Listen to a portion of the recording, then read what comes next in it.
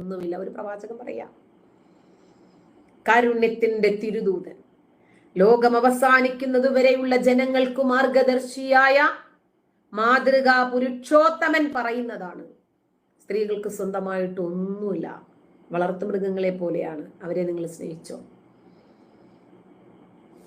ഒരു സ്ത്രീ എങ്ങനെ ഇത്തരം വാചകങ്ങളെ കാണും? വ്യക്തിത്വമുള്ള ആത്മാഭിമാനമുള്ള ഒരു സ്ത്രീ എങ്ങനെ കാണണമെന്ന് നിങ്ങളങ്ങ് പറ. മുഹമ്മദ് നബിയുടെ മരുമകനും കസിനുമായിരുന്ന 4ാമത്തെ ഖലീഫ, പ്രവാചകൻ മരിച്ച ഏതാനും വർഷങ്ങൾക്ക് ശേഷം എവരി വുമൺ ഈസ് എവിൾ എന്നാ പറഞ്ഞത്. എങ്ങനെയാ സ്ത്രീകളെ മതത്തെ ഇത്രയധികം സ്നേഹിക്കുന്നത്? ഒരു പക്ഷേ അർത്ഥമറിയാത്തത് കൊണ്ട്, ആശയം അറിയാത്തത് കൊണ്ട്, ഈ മതത്തെക്കുറിച്ച് കൂടുതൽ അറിയാത്തത് കൊണ്ട്. അറിയുന്നവർക്ക് ഒരിക്കലും ഈ മതത്തെ അംഗീകരിക്കാൻ കഴിയില്ല. ബുഖാരിയില് 2-ാം അധ്യായം 2:28, അതുപോലെ ബുഖാരിയിൽ 54 464 നരകത്തിൽ താമസിക്കുന്നവരിൽ ഭൂരിഭാഗവും സ്ത്രീകളാണ്.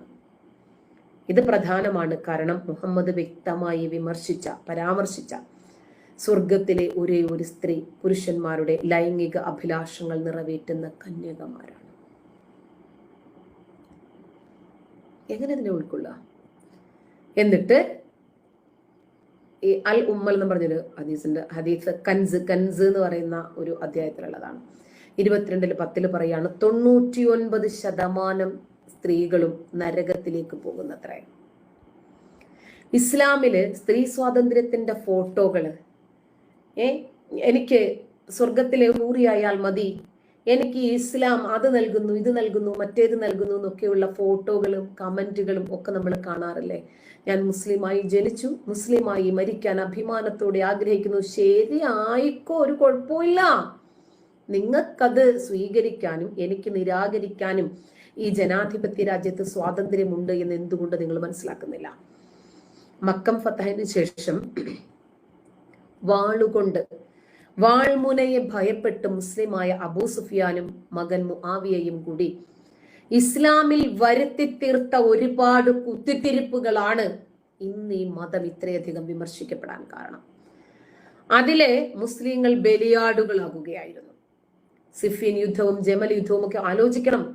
ഉഹദിലും ബദറിലും ഒക്കെ പ്രവാചകനോടൊപ്പം നിന്ന ആളുകൾ പരസ്പരം ബദ്ധവൈരികളായി 2 ചേരികളിലായിട്ട് നിന്ന് കൊല്ലപ്പെടുക, വെട്ടിമരിക്കുക ഇസ്ലാമിന് വേണ്ടി 2 വിഭാഗവും. മുആവിയയുടെ മകൻ യസീദ് നബിയുടെ പേരക്കുട്ടികളെ കൊന്നു. ആർക്ക് കിട്ടി സമാധാനം? നബിക്ക് കിട്ടിയോ? നബിയുടെ ഭാര്യമാർക്ക് കിട്ടിയോ? നബിയുടെ മക്കൾക്ക് കിട്ടിയോ? മരുമകന് കിട്ടിയോ? പേരക്കുട്ടികൾക്ക് കിട്ടിയോ? ആരാ സമാധാനത്തോടെ ജീവിച്ചത്?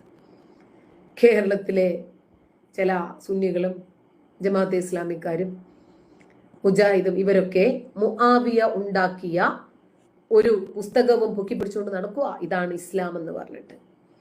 ഒറിജിനൽ ഇസ്ലാമിന് വേണ്ടി വാളെടുത്ത അലിയെ പിന്തുണച്ചു വന്ന ഷിയാക്കളാണ് ചരിത്രത്തിൽ ഇന്നും ഇടം പിടിച്ചിരിക്കുന്നത്.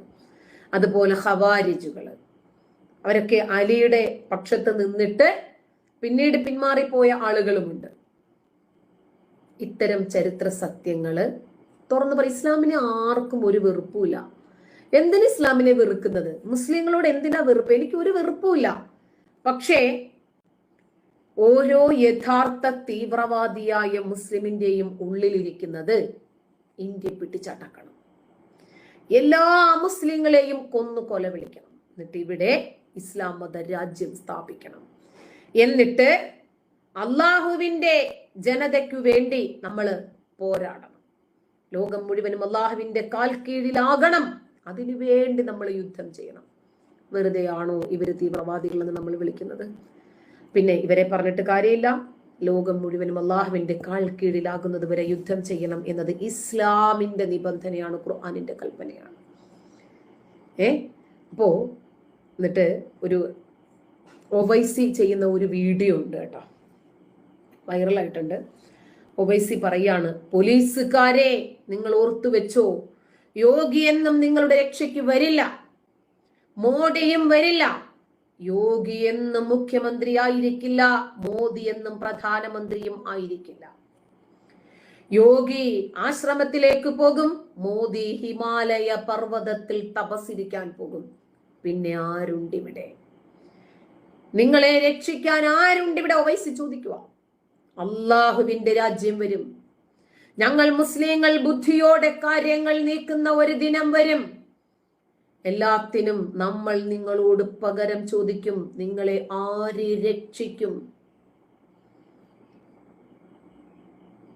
കേട്ടോ, ആരാ ചോദിക്കുന്നത്? ഒവൈസി. പബ്ലിക്. ഈ ജനാധിപത്യ രാജ്യം അയാൾക്ക് നൽകുന്ന സ്വാതന്ത്ര്യമല്ലേ അത് പ്രസംഗിക്കാനുമുള്ള സ്വാതന്ത്ര്യം അല്ലെ? നിങ്ങൾക്ക് ഇഷ്ടമുള്ള ആശയങ്ങളെ അംഗീകരിക്കാനും ഇഷ്ടമില്ലാത്തതിനെ നിരാകരിക്കാനും നിങ്ങൾക്ക് ഈ രാജ്യം തരുന്നതാണ് സ്വാതന്ത്ര്യം. ഞാൻ എന്ത് വസ്ത്രം ധരിക്കണം, ഞാൻ എന്ത് ഭക്ഷണം കഴിക്കണം, ഞാൻ ഏതു മതത്തെക്കുറിച്ച് സംസാരിക്കണം, ഞാൻ എന്ത് പേര് സ്വീകരിക്കണം, ഏതു മതത്തെ വിമർശിക്കണം, ഏതു മതത്തിലേക്ക് മാറണം, ഇതൊക്കെ ഏത് മതം പ്രചരിപ്പിക്കണം, ഇതിനെല്ലാം സ്വാതന്ത്ര്യം നൽകുന്നത് എന്റെ രാജ്യമാണ്. ഇപ്പോ എനിക്കിപ്പോ ഒരു കുഞ്ഞുണ്ടായി.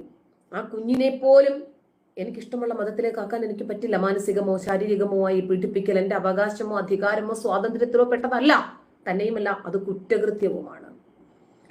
എനിക്ക് എന്തും ചെയ്യാനുള്ള സ്വാതന്ത്ര്യം ഉണ്ട് എന്ന് നമ്മൾ വിചാരിക്കരുത്. സോഷ്യൽ മീഡിയയിൽ വന്നിട്ട് എന്ത് തെറിയും വിളിക്കാൻ എനിക്ക് സ്വാതന്ത്ര്യമുണ്ട്, ഇത് എന്റെ ഐഡിയ ആണ്, ഇത് എന്റെ ഫേസ്ബുക്ക് സൈറ്റ് ആണ് എന്ന് പറഞ്ഞിട്ടാണ് ചില ആളുകൾ വന്ന് തെറി വിളിക്കുന്നത്.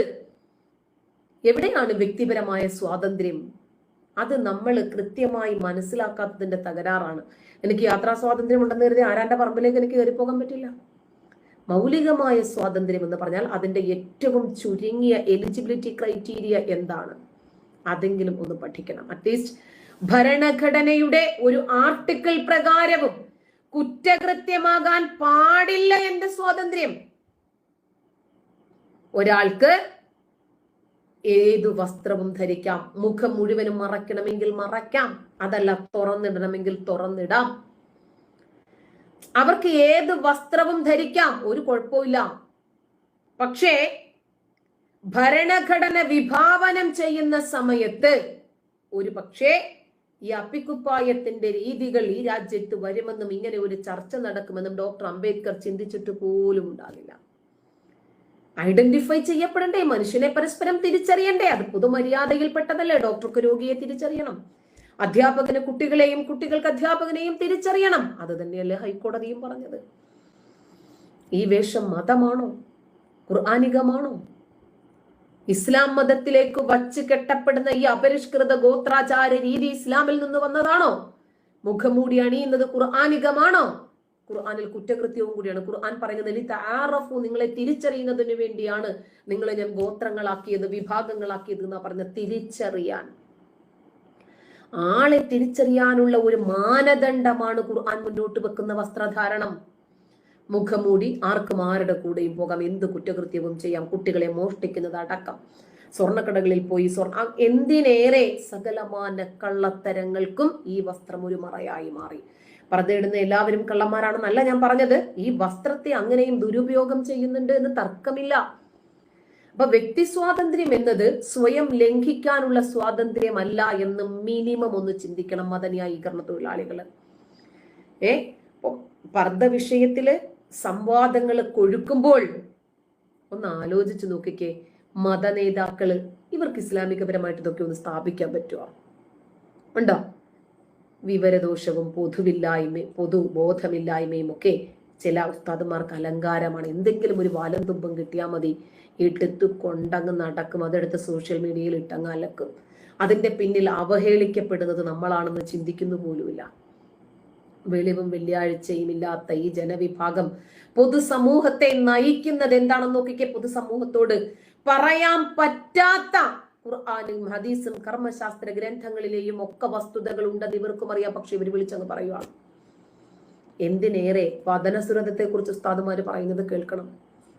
സോഷ്യൽ മീഡിയയില് യൂട്യൂബ് ചാനൽ ഉണ്ടാക്കിയിട്ട് ഇവർ ഇത് തന്നെ പറഞ്ഞ് ഈ മുറിയന്മാരെ ഇങ്ങനെ പൊക്കിക്കൊണ്ട് നടക്കുക. അവന്മാർക്ക് ഇതൊന്ന് കേട്ടാ മതി രാത്രി ആയി കഴിഞ്ഞാല്. ഇപ്പോ എല്ലാവർക്കും എവിടെയും എന്തും പറയാനുള്ള സ്വാതന്ത്ര്യമില്ല. ഒരു പട്ടി വഴിയിൽ ചത്തു കിടന്നാൽ മുഖ്യമന്ത്രി രാജിവെക്കുക എന്ന് അലറി വിളിക്കുന്നത് പോലെ എവിടെയും ഉപയോഗിക്കാവുന്ന